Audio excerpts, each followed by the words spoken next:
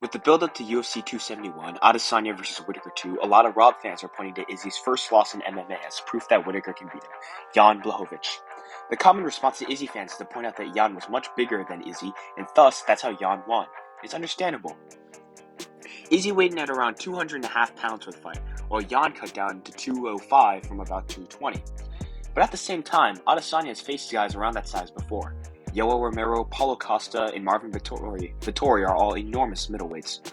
So how much did the weight play a factor to Adesanya versus Blachowicz? Well, we're going to start out and break this down into two categories, the striking and the grappling, for obvious reasons. Those are the two main phases of MMA. So, without further ado, striking. Izzy was already longer than Jan, standing around 6'4". He's mostly fought guys shorter than him.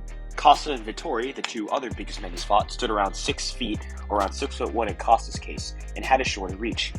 Jan was at a noticeable height disadvantage, standing around 6'2", but his reach advantage was much less.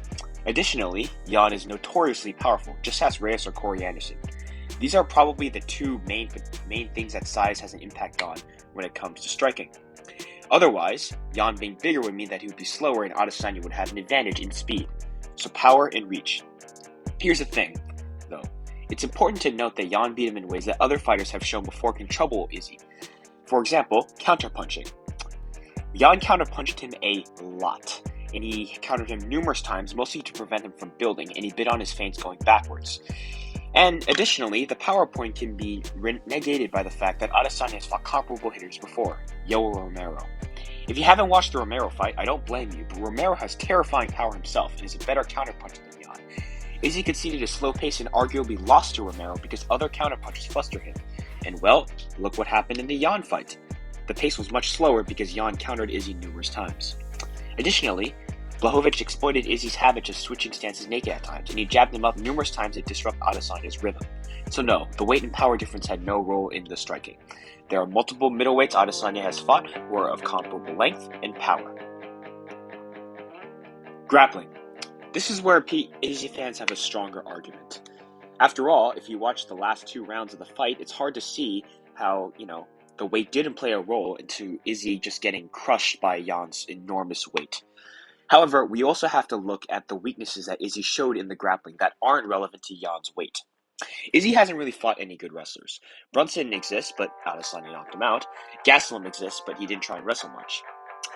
Jan actually failed on his attempts to grapple early. He was unable to brute force him down with body locks and clinches. Adesanya has quite good takedown defense against the cage and against badly timed open space shots.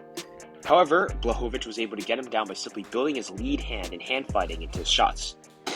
He shot double legs and single legs in open space, and Adesanya practically fell on his back. And also, we saw this in the second Vettori fight. When Vettori caught a kick, Adesanya went down immediately, but Vettori wasn't able to simply cage double him. Jan also failed to cage double him. And by the way, just before you say this, this would wear on Adesanya, Jan was breathing much more heavy than Adesanya, and he was clearly much more fatigued.